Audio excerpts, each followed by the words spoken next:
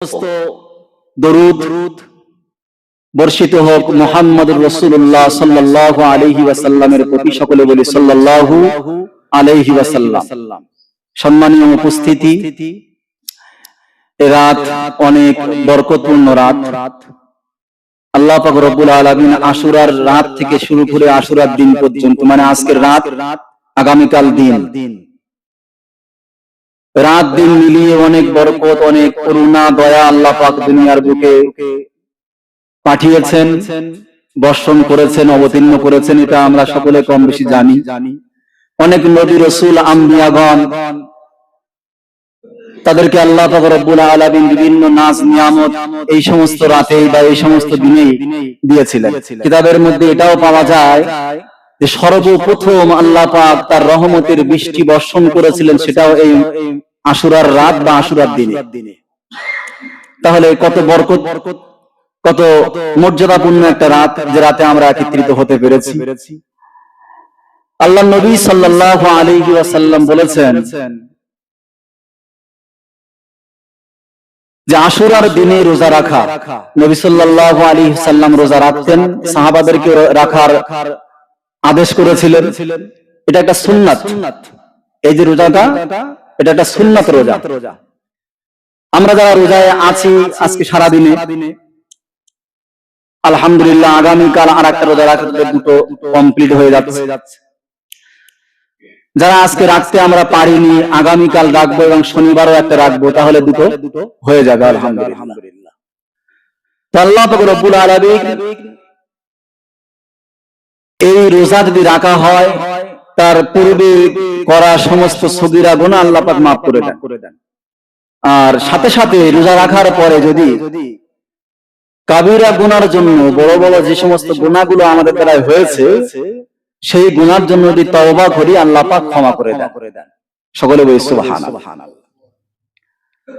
এজন্য বরকতপূর্ণ একটা রাত আমরা পেয়েছি। হযরত মুসা আলাইহিস সালাম সহ অনেক নবী রাসূলদেরকে আল্লাহ পাক এর রাতে অনেক পুরস্কার দান করেছিলেন। মুসা আলাইহিস সালামের ঘটনা আমরা শুনেছি। মুসা আলাইহিস সালামকে আল্লাহ পাক ফিরাউনের অত্যাচার থেকে তার উম্মতদেরকে আল্লাহ পাক বাঁচিয়েছিলেন, এবং এই দিনেই সমুদ্রে বা নদীতে ফিরাউন সহ তার দলবলকে আল্লাহ পাক ইঁদুর মারা মতো ডুবিয়ে মেরেছিলেন। অনেক নাজ নিয়ামত আল্লাহ পাক দুনিয়ার বুকে দিয়েছেন। কিন্তু মুহররম বলেন বা মুহররম মাস বলেন, আর এই আশুরার দিন বলেন, যখনই আমাদের সামনে আসে, আমাদের সামনে একটা ইতিহাস ভেসে ওঠে, সেটা হচ্ছে কারবালার ইতিহাস। আমরা মনে করি যে এটা কারবালার দিনকে কেন্দ্র করে মুহররমের দিন বা আশুরার দিন, যারই কারণে এরকম একটা মর্মান্তিক ঘটনা, দুঃখজনক ঘটনা ঘটে যাওয়ার কারণে অনেক মুসলমান আমাদের মধ্যে আছে যারা মুহররম মাস আসলে ছেলে নিয়ে বিবাহ দেয় না, মনে করে অবরকত হবে। আদৌ কি তাই? আল্লাহ পাক তো এই দিনে বা এই মাসে বেশি বেশি বরকত নাজিল করেছেন এর আগে, আর এখনো পর্যন্ত করছেন, আলহামদুলিল্লাহ। সম্মানীয় ভাই বাবাজিরা আমার, আজকে আমাদের সামনে মুহররম মাস আসলে, আশুরার দিন আসলে যে ইতিহাসটা আমাদের সামনে ঘুরে দাঁড়ায়, এই ইতিহাসের পিছনে কিন্তু ইহুদিদের মস্ত বড় একটা ষড়যন্ত্র কাজ করছে। আমরা অনেকেই জানি, আবার অনেকেই জানি না। ইসলামকে ক্ষতি করার জন্য যত দল, যত মত, যত ধর্ম, যত দল ধর্ম, যত মানুষ বলেন না কেন, ইসলামকে শেষ করার জন্য যত ষড়যন্ত্র করেছেন, সব থেকে বেশি ষড়যন্ত্র কিন্তু এই ইহুদি জাতি, তারাই কিন্তু মুসলমানদেরকে ক্ষতি করার চেষ্টা করেছে। আমরা সকলে জানি, আল্লাহ নবী সাল্লাল্লাহু আলাইহি ওয়াসাল্লাম তার লাশ মুবারক যখন রওজায়ে আতাহারের মধ্যে রাখা হলো, আল্লাহ নবী সাল্লাল্লাহু আলাইহি ওয়াসাল্লাম তিনি ইন্তেকাল করেছেন, অর্থাৎ দুনিয়া থেকে আড়াল নিয়েছেন। এখনো পর্যন্ত কিন্তু তিনি জীবিত বা হায়াত। আল্লাহ নবী সাল্লাল্লাহু আলাইহি ওয়াসাল্লাম কবরের মধ্যে তিনি, রওজায়ে আতহারের মধ্যে তিনি জীবিত রয়েছেন, এটা হাদিস থেকে প্রমাণ। এটাকে মিথ্যা প্রমাণিত করার জন্য ইহুদিরা কিন্তু আল্লাহর নবীর লাশটা চুরি করার পর্যন্ত ষড়যন্ত্র করেছিল, ঠিক কিনা বলেন? কিন্তু আল্লাহর নবীর লাশ মোবারক চুরি করতে পারেনি। ফলে দেখা গেল আল্লাহ নবী সাল্লাল্লাহু আলাইহি ওয়াসাল্লাম, সে যুগে যিনি বাদশা ছিলেন আল্লাহ ওয়ালা, তাকে স্বপ্ন দেখালো, স্বপ্ন যুগে আল্লাহ ওয়ালা ওই বাদশা তিনি পায়ে হেঁটে যে আল্লাহ নবী সাল্লাল্লাহু আলাইহি ওয়াসাল্লামের রওজায়ে আতহারটা হেফাজত বা সংরক্ষণের সমস্ত রকমের প্রসেস কিন্তু তিনি চালু করে দিয়েছিলেন। জোরে বলুন সুবহানাল্লাহ।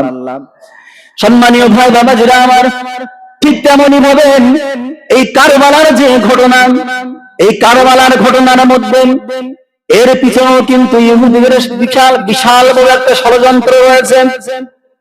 আমরা জানি যে নামাজের পার্টিগুলো, আমরা নামাজ পড়ি, দেখবেন অনেক নামাজের পার্টিতে রয়েছে কাবা শরীফের ছবি দেওয়া থাকে।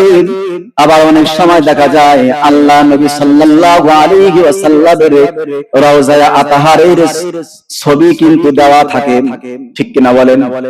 এটাও একটা ইহুদিদের ষড়যন্ত্র যে মুসলমানরা কাবা শরীফের ওই ছবি সামনে রেখে নামাজ পড়বে, আল্লাহ নবীর রওজায়ে আতহারের ওই গম্বুজ সামনে রেখে নামাজ পড়বে, নামাজের পাটিতে পা দেবে। কাবা শরীফ বা আল্লাহ নবীর রওজায়ে আতহার তার যে গম্বুজ, তাতে যখন পা দেবে এটা অসম্মান হবে। আমাদের অজান্তেই কাবার অসম্মান আমরা করে ফেলি, আমাদের অজান্তেই নবীজির রওজায়ে আতহারকে আমরা অসম্মান করে ফেলি। এটা কিন্তু ইহুদিদের একটা ষড়যন্ত্র, এটা মুসলমানদের তৈরি করা না। ঠিক তেমনই ভাবে এই কারবালার পিছনেও ইহুদিদের হাত। আল্লাহর নবী সাল্লাল্লাহু আলাইহি ওয়াসাল্লাম বিশ্ব নবী যখন ইন্তেকাল করলেন, আল্লাহ নবীর পরে খলিফা নিযুক্ত হলেন হযরত আবু বকর সিদ্দিক রাদিয়াল্লাহু তাআলা আনহু। অল্প কিছু সময়ের জন্য তিনি খলিফা নিযুক্ত হলেন। তিনি যখন ইন্তেকাল করলেন, হযরত আবু বকর রাদিয়াল্লাহু তাআলা আনহুর পরে আমিরুল মুমিনিন হযরত ওমর রাদিয়াল্লাহু তাআলা আনহু তিনি খলিফা নিযুক্ত হলেন। হযরত ওমর রাদিয়াল্লাহু তাআলা আনহু তিনি একটু শক্ত পন্থার মানুষ ছিলেন। ধর্মের বিষয়ে তিনি কোন রকম কোন নরমতা অবলম্বন করতেন না, কোন রকম নম্রতা দেখাতেন না। যার কারণে ইহুদিরা হযরত আবু বকর আর হযরত ওমর রাদিয়াল্লাহু তাআলা আনহুর জামানায় ইসলামকে ক্ষতি করার জন্য কোন রকম কোন ষড়যন্ত্র কিন্তু করে উঠতে পারেনি। হযরত ওমর রাদিয়াল্লাহু তাআলা আনহু তিনি যখন ইন্তেকাল করলেন, হযরত ওমর রাদিয়াল্লাহু তাআলা আনহুর পরে যে ব্যক্তিটা খলিফা নিযুক্ত হলেন, তিনি অত্যন্ত ভদ্র মানুষ, অত্যন্ত নম্র মানুষ। হযরত উসমান রাদিয়াল্লাহু তাআলা আনহু তিনি অত্যন্ত ভদ্র ছিলেন, অত্যন্ত নমনীয় মানুষ ছিলেন, অত্যন্ত নম্র মানুষ ছিলেন। হযরত উসমান রাদিয়াল্লাহু তাআলা আনহুর এই নম্রতাকে সুযোগ লাগিয়ে ইহুদিদের মধ্যে একজন মানুষ, নাম হচ্ছে আব্দুল্লাহ ইবনে সাবা। এই আব্দুল্লাহ ইবনে সাবা কি করলাম, হযরত উসমান রাদিয়াল্লাহু তাআলা আনহুর হাতে হাত দিয়ে মুসলমান হয়ে গেল। আদৌ কিন্তু তার মনের মধ্যে ইসলামের কোন মায়া, আদৌ কিন্তু তার মনের মধ্যে মুসলমানদের জন্য কোন রকম কোন মায়া, ভালোবাসা, দয়া কোনো কিছুই রইল না। ফলে মাত্র শুধুমাত্র প্রকাশ্যে ইসলাম ধর্ম গ্রহণ করলো, আর ইসলামকে ক্ষতি করার জন্য সে তলে তলে ষড়যন্ত্র আর জাল পাতাতে শুরু করে দিল। সর্বপ্রথম তার জাল হলো মুসলমানদের মধ্যে একটা আকীদা তৈরি করলাম যে দেখো আল্লাহ নবী ইন্তেকাল করে গেছেন, তিনি আবার দুনিয়ার বুকে আসবেন, এটা রাসূল বলে গেছেন। নাউজুবিল্লাহ। আল্লাহ নবী ইন্তেকাল করেছেন, কিয়ামতের পূর্বে দুনিয়ায় আর ফিরবেন না। আল্লাহ নবীর পরে যে নবীটা আসবেন, তিনি উম্মত হয়ে আসবেন, তিনি হচ্ছে হযরত ঈসা আলাইহিস সালাম। তিনি উম্মত হয়ে আসবেন, নবী হয়ে আসবেন না। আল্লাহ নবী সম্পর্কে একটা আকীদা তৈরি করলো মুসলমানদের মধ্যে। দেখো, আল্লাহ নবী ইন্তেকাল করেছেন বটে, কিয়ামতের পূর্বে আবার আল্লাহ নবী দুনিয়ায় ফিরে আসবেন। কিছু সাদা সিধা মানুষ থাকে, তারা আবেগে পড়ে যে আমার নবী আবার ফিরে আসবে, এই বিশ্বাসে বিশ্বাসী হয়ে ওই আব্দুল্লাহ ইবনে সাবার হাত শক্ত করতে লাগলো। কিছুদিন যখন অতিবাহিত হলো, আব্দুল্লাহ ইবনে সাবা আবারও একটা আকীদা তৈরি করলাম, আবারও একটা বিশ্বাস মানুষের মধ্যে ঢুকিয়ে দিলাম যে দেখো দেখো, আল্লাহর নবী মরণের পূর্বে ওসিয়াত করে দিয়েছিলেন যে আমি যখন ইন্তেকাল করব আমার পরে খলিফা হবে আমার জামাতা হযরত আলী রাদিয়াল্লাহু তাআলা আনহু।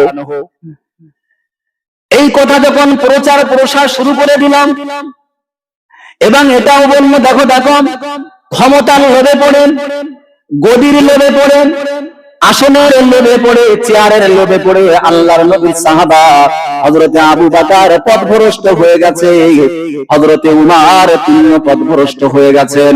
সুতরাং এখন বর্তমানে উসমান রাদিয়াল্লাহু তাআলা আনহু তিনি খলিফা হয়েছেন, তাকে সরিয়ে অবিলম্বে হযরতে আলীকে আসনে বসাতে হবে। এই কথা যখন বলা হলো, চতুর্দিকে যখন ছড়িয়ে গেলাম, আব্দুল্লাহ ইবনে সাবার কিছু মানুষ, কিছু ভক্ত তার পিছনে দাঁড়িয়ে গেল, আর হযরত উসমান রাদিয়াল্লাহু তাআলা আনহুকে সরিয়ে দেওয়ার জন্য তার বিরুদ্ধে ষড়যন্ত্র তৈরি করলো, বিভিন্ন রকম ভাবে আন্দোলন শুরু করে দিল। হযরত উসমান রাদিয়াল্লাহু তাআলা আনহু তার বাড়িতে 40টা দিন অবরোধ অবস্থায় ছিলেন, ঘর থেকে বার হতে পারতেন না। আল্লাহর নবীর সাহাবা হযরত উসমান রাদিয়াল্লাহু তাআলা আনহুকে ঘরের মধ্যে অবরুদ্ধ করে চতুর্দিক দিয়ে ঘিরে নেওয়া হয়েছিল। 40 দিন যখন পার হয়ে গেল, কিছু বদমাইশ মানুষ যারা একটু অভদ্র ছিল, আল্লাহ নবীর সাহাবার মান মর্যাদা রক্ষা করলো না, তারা দেয়াল টপকে আল্লাহ নবীর সাহাবার ঘরের মধ্যে ঢুকে হযরত উসমান রাদিয়াল্লাহু তাআলা আনহুকে শহীদ করে দিল। হযরত উসমান রাদিয়াল্লাহু তাআলা আনহু যখন শহীদ হয়েছিলেন, হযরত উসমান রাদিয়াল্লাহু তাআলা আনহু তখন রোজা ছিলেন, এবং তার হাতে নিজের লেখা কোরআন শরীফ, সেই কোরআনুল কারীম তিনি তেলাওয়াত করছিলেন। হযরত উসমান রাদিয়াল্লাহু তাআলা আনহু সম্পর্কে বলা হয়েছে, তখন হযরত উসমান তখন যে সূরাটা তিনি তেলাওয়াত করছিলেন, তিনি সেই তেলাওয়াত করা সূরাটা অন্য কোন সূরা না, সেটা হলো সূরাতুল বাকারা। সূরাতুল বাকারার কিছু আয়াত তিনি তেলাওয়াত করছিলেন। ঠিক সেই সময় কিছু দুষ্কৃতী তারা চলে গেল, হযরত উসমানকে শহীদ করে দিল। হযরত উসমানের নিজের হাতে লেখা যে কোরআনুল কারীম, সেটাও হযরত উসমানের রক্তে একেবারে লাল হয়ে গেল। হযরত উসমান রাদিয়াল্লাহু তাআলা আনহু ইন্তেকাল করলেন, শহীদ হয়ে গেলেন। হযরত আলী রাদিয়াল্লাহু তাআলা আনহুকে জোরপূর্বক ক্ষমতার আসনে বসিয়ে দেওয়া হলো, আর হযরতে উসমান রাদিয়াল্লাহু তাআলা আনহুকে যারা কতল করেছিল তাদের বিরুদ্ধে হযরত আলীকে লেলিয়ে দেওয়া হলো। একই ব্যক্তি, ওই আব্দুল্লাহ ইবনে সাবা উসমান রাদিয়াল্লাহু তাআলা আনহুকে শহীদ করার মূলে, আবার আলী রাদিয়াল্লাহু তাআলা আনহুকে আসনে মানে খলিফার আসনে বসানোর মূলে, আবার উসমান রাদিয়াল্লাহু তাআলা আনহুকে তারা কতল করেছে, তাদের আবার প্রতিশোধ নেওয়ার জন্য এই আব্দুল্লাহ ইবনে সাবা মানুষদেরকে উদ্বুদ্ধ করছে।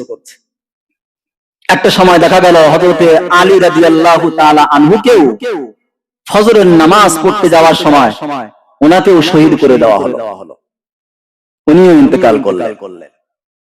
হযরতে আলী রাদিয়াল্লাহু তাআলা আনহু দুই কলিজার টুকরা সন্তান হাসান আর হুসাইন রাদিয়াল্লাহু তাআলা আনহুমা, হযরত হাসান রাদিয়াল্লাহু তাআলা আনহুকে বিষ পান করিয়ে এই ইহুদিরাই মেরেছিল। তবে বিষটা ওনার স্ত্রীর দ্বারা পান করানো হয়েছিল। আজকে যারা হযরত হুসাইন রাদিয়াল্লাহু তাআলা আনহুর শহীদ হওয়ার কারণে কারবালার ময়দানে হযরত হুসাইন রাদিয়াল্লাহু তাআলা আনহুকে শহীদ করে দেওয়ার কারণে আজকে যারা মাতম করে যে আমরা হুসাইন রাদিয়াল্লাহু তাআলা আনহুর মহব্বতের মানুষ, হুসাইন রাদিয়াল্লাহু তাআলা আনহুর ওই শোক পালন করার জন্য বুক দাবড়ায়, কেউ বা তলোয়ার নিয়ে, কেউ বা ব্লেড নিয়ে কাটাকুটো করে, আমি তাদের জন্য বলবো আপনি যেমন ভাবে হুসাইন রাদিয়াল্লাহু তাআলা আনহুকে শহীদ করে দেওয়ার কারণে আপনি যেমন ভাবে শোক পালন করছেন, মাতম পালন করছেন, তাহলে ঠিক তারই ভাই হাসান রাদিয়াল্লাহু তাআলা আনহুকে বিষ পান করিয়ে শহীদ করা হয়েছিল। আপনি যদি আল্লাহ নবীর বংশধরে এত ভালোবাসা দেখান, তাহলে হুসাইনকে কেন দেখাবেন? হযরত হাসান রাদিয়াল্লাহু তাআলা আনহু যেমন ভাবে বিষ পান করিয়ে শহীদ করা হয়েছিল, আজকে আপনিও বিষ পান করে হযরত হাসান রাদিয়াল্লাহু তাআলা আনহুর উপরে ভালোবাসাটা কেন দেখান না? ঠিক কিনা বলেন? হুসাইন রাদিয়াল্লাহু তাআলা আনহুকে শহীদ করা হয়েছিল যুদ্ধের ময়দানে, তার উপর আমরা মায়া দেখাই, ভালোবাসা দেখাই, মাতম করি, বুক দাবড়াই, কাটাকুটো করি। কারবালা যেটা অনুষ্ঠিত হয় আগামীকাল হবে, তো একই মায়ের পেটের সন্তান, একই বাপের সন্তান, একই নবীর নওয়াসা হযরত হাসান রাদিয়াল্লাহু তাআলা আনহুকে বিষ পান করিয়ে শহীদ করা হলো। এতটা যদি ভালোবাসি তাহলে একটুখানি একটু বিষও তো পান করা দরকার নাকি? কথা কি ভুল বললাম? সম্মানীয় ভাই বাবাজিরা আমার, আলোচনা দীর্ঘ হয়ে পড়বো না, একটা কথা বলে রাখি, এর আগেও আমি বলেছি, মানুষ মরে যাওয়ার পরে যদি আমি আপনি মাতম করি, আমি আপনি যদি চুল ছিঁড়ি, আমি আপনি যদি জোরে কান্নাকাটি করি, আমি আপনি যদি বুক দামড়াই, বিভিন্ন রকম ভাবে শোক পালন করার যে সমস্ত পন্থা রয়েছে আমরা যদি পালন করি, আল্লাহ নবী বলছেন যে ব্যক্তি মাতম করল, যে ব্যক্তি আওয়াজ করে কান্নাকাটি করল, যে ব্যক্তিটা মাতম করল, ওই ব্যক্তি যদি মরণের পূর্বে তওবা না করে মারা যায়, আল্লাহ নবী বললেন ওই ব্যক্তিটাকে আল্লাহ পাক কিয়ামতের দিন আল কাদরার জামা পরিয়ে দেবে, পোশাক পরিয়ে দেবে এবং তাকে জাহান্নামে নিক্ষেপ করে দেন। সম্মানীয় ভাই বাবাজিরা, একটু গভীর মনোযোগ দিয়ে শুনুন। আল্লাহ পাক রব্বুল আলামিন ওই ব্যক্তিটাকে জাহান্নামে তো দেবেন, সাথে সাথে আবার কেন আল কাদরার জামা পরানো হবে? আপনারা দেখেছেন যখন রাস্তার কাজ হয়, পিচ যখন জ্বালানো হয়, দেখবেন ওই পিচে যখন আগুন লাগানো হয় আস্তে আস্তে আস্তে আস্তে কিন্তু জ্বলতেই থাকে, লেবার নাম থাকে না। ঠিক তেমনই ভাবে আল কাদরা ওই পিচের একটা ধরন, যদি আল কাদরায় আগুন লাগিয়ে দেওয়া হয় আযাবটা আরো দ্বিগুণ হয়ে যায়। আল্লাহ নবী বললেন যে ব্যক্তি জোরে জোরে কান্নাকাটি করলো, মাতম করলো, ওই ব্যক্তি যদি তওবা না করে মারা যায়, আল্লাহ নবী বললেন ওই ব্যক্তিটাকে আল্লাহ পাক জাহান্নামের মধ্যে আল কাদরার পোশাক পরিধান করাবে। সম্মানীয় ভাই বাবাজিরা আমার, মরণের পরে যদি মাতম করা যায় হতো, তাহলে ইসলামের প্রথম শহীদা হযরত সুমাইয়া রাদিয়াল্লাহু তাআলা আনহা যখন শহীদ হয়েছিলেন, তার উপর মাতম করা দরকার ছিল। হযরত ইয়াসির রাদিয়াল্লাহু তাআলা আনহুর 4 হাত পায়ে 4টে উট বেঁধে দিয়ে তাড়িয়ে দেওয়া হলো, মুহূর্তের মধ্যে 4টে খণ্ড হয়ে গেল, গোটা শরীরটা একেবারে 4টে খণ্ডে বিভক্ত হয়ে গেল। আমি বলতে চাই যদি মাতম করা জায়েজ হতো, হযরত ইয়াসির রাদিয়াল্লাহু তাআলা আনহু তিনি শহীদ হয়েছেন, এই শহীদ হওয়ার কারণে কিন্তু আমাদেরকে মাতম করার দরকার ছিল কিনা বলেন? আল্লাহ নবী বলেছেন সাইয়্যিদুশ শুহাদা হামজা, আল্লাহ নবী বললেন সমস্ত শহীদদের মধ্যে শহীদদের সর্দার হচ্ছে আমার চাচা হামজা রাদিয়াল্লাহু তাআলা আনহু, যাকে উহুদের ময়দানে একেবারে কতল করার পরে তার কলিজা বার করে চিবিয়ে চিবিয়ে খাওয়া হয়েছিল, নাক কান সবকিছু একেবারে কেটে দেওয়া হয়েছিল। ওরকম ভাবে নৃশংস ভাবে, ওরকম ভাবে হিংস্র ভাবে কাউকে কিন্তু শহীদ করা হয়নি। আল্লাহর নবীর নওয়াসা হাসান আর হুসাইন বলেন তাদের জন্য আমি আপনি মাতম যদি করতে পারি, আল্লাহর নবীর চাচা হামজা রাদিয়াল্লাহু তাআলা আনহু সম্পর্কে আমার নবী পাক বলেছেন শহীদদের মধ্যে সবথেকে উত্তম শহীদ হলো হযরত হামজা। সেই হামজার নামেও আমার আপনার মাতম করা দরকার আছে না নাই বলেন? ঠিক কিনা? যদি মাতম করা দরকার হয় 365টা দিন একদিনও বাদ যাবে না, প্রতিটা দিনেই আমাদেরকে মাতম করতে হবে, সব পালন করতে হবে। তার কারণ প্রতিটা দিন ইসলামকে প্রচার করতে যে সাহাবায়ে কেরামরা লাখ লাখ সাহাবায়ে কেরাম তারা শহীদ হয়েছেন, কোন দিনটা বাদ দেবেন? উসমান রাদিয়াল্লাহু তাআলা আনহুর কথা বললাম, নিজের হাতের লেখা কোরআন তিনি তিলাওয়াত করছিলেন, তখন তাকে শহীদ করা হলো, রক্তাক্ত হয়ে গেল সেই কোরআনুল কারীমের পাতাগুলো। তাহলে তার জন্য কি একটু মাতম করা দরকার না? মূলত কিন্তু তা না, এর পিছনে ওই ইহুদিদের ষড়যন্ত্র রয়েছে। আমি বলবো, সকলের কাছে অনুরোধ করবো, যারা এখানে আমরা আছি, দীর্ঘায়ু আলোচনা করব না, যারা আমরা এখানে আছি, আগামীকাল 10ই মুহররম, আজকে আশুরার রাত অর্থাৎ 10ই মুহররমের রাত শুরু হয়েছে। আগামীকাল কারবালাকে কেন্দ্র করে মানুষের মধ্যে, বিশেষ করে আমাদের মুসলমান সমাজের মধ্যে অনেক যুবক ছেলেরা আছে যারা কারবালা দেখতে যায়। এটা কিন্তু দেখাও হারাম, দেখা যাবে না। তাদের ওই হারাম কাজে ভিড় জমানোটাও হারাম। চেষ্টা করব যারা আমরা এখানে আছি, যারা উপস্থিত হইন, তাদের কাছে এই বার্তাটা পৌঁছে দেওয়া। আর একটা কথা বলি, মানুষ মরে যাওয়ার পরে অবশ্যই কান্নাকাটি করতে হবে, তবে আওয়াজ নয়। চোখ দিয়ে পানি গড়িয়ে যাবে, বুক ভিজে যাবে, কিন্তু আওয়াজ হবে না। এটা আমার মা বোনদেরকে শেখাতে হবে।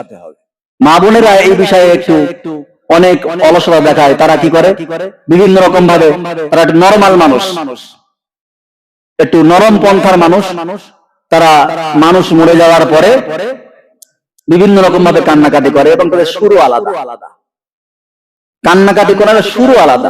এমনি কাঁদে একরকম, মানুষ মরে গেলে আর এক রকম কান্না। এগুলো আমরা যারা গার্জিয়ান রয়েছি, আমি চাই না যে আমার স্ত্রী তাকে আল্লাহ পাক জাহান্নামে আলকাদরা জামা পরিয়ে সাজাবে। চাই কি? চাবো? আমরা কেউ চাইবো?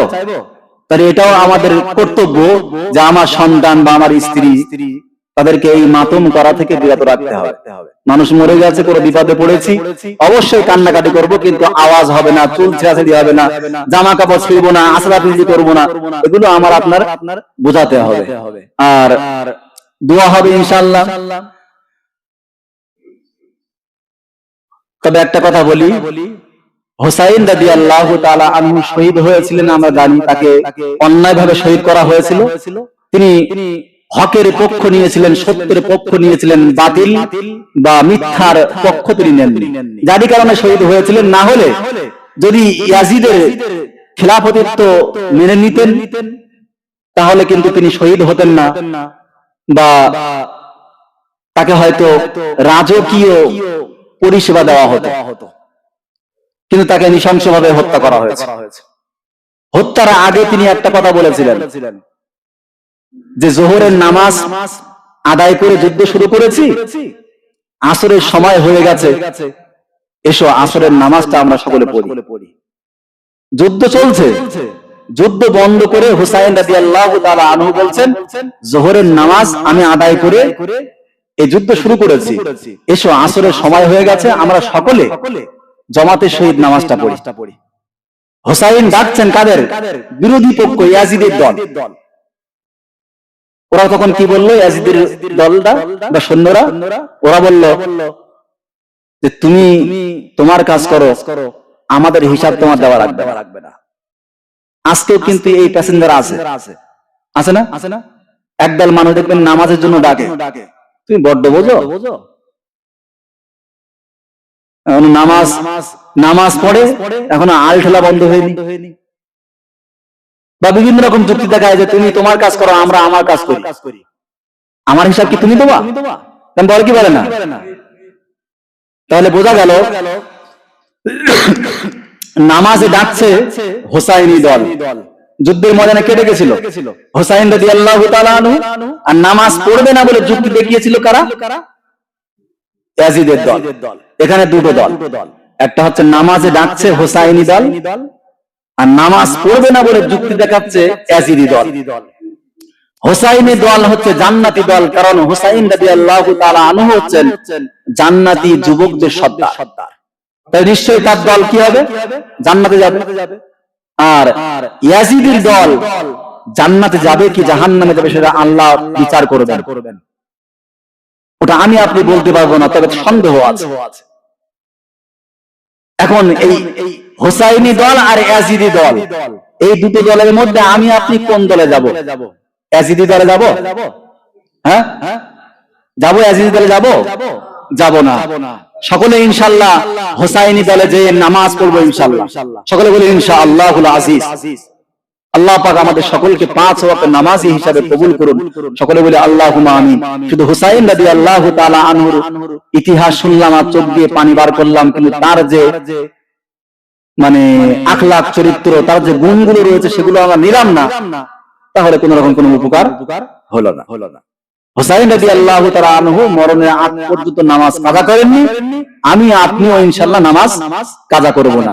উনি আসরের নামাজ শুরু করেছিলেন, শুরু করার পর যখন সিজদায় গেলেন, সিজদায় যাওয়ার পর যখন দুটো হাত জমিনের উপর ভর দিয়ে সুবহানা রাব্বিয়াল আ'লা যখন তাসবিহ আদায় করছেন, একজন নিষ্ঠুর সে এসে সর্বপ্রথম ওই দুটো হাত কেটে দিল। সুবহানা রাব্বিয়াল এই পর্যন্ত যখন বলেছে তখন হাত কাটা হয়ে গেছে। যখন হাতের উপর কোনো ভর নেই, শক্তি নেই, তখন তো মাথা উল্টে যাবে। যখন আ'লা শব্দ বলেছেন তখন আল্লাহর নবীর নওয়াসা হয়তো হুসাইন রাদিয়াল্লাহু তাআলা আনহুর মুখটা, চেহারাটা আকাশ দিকে।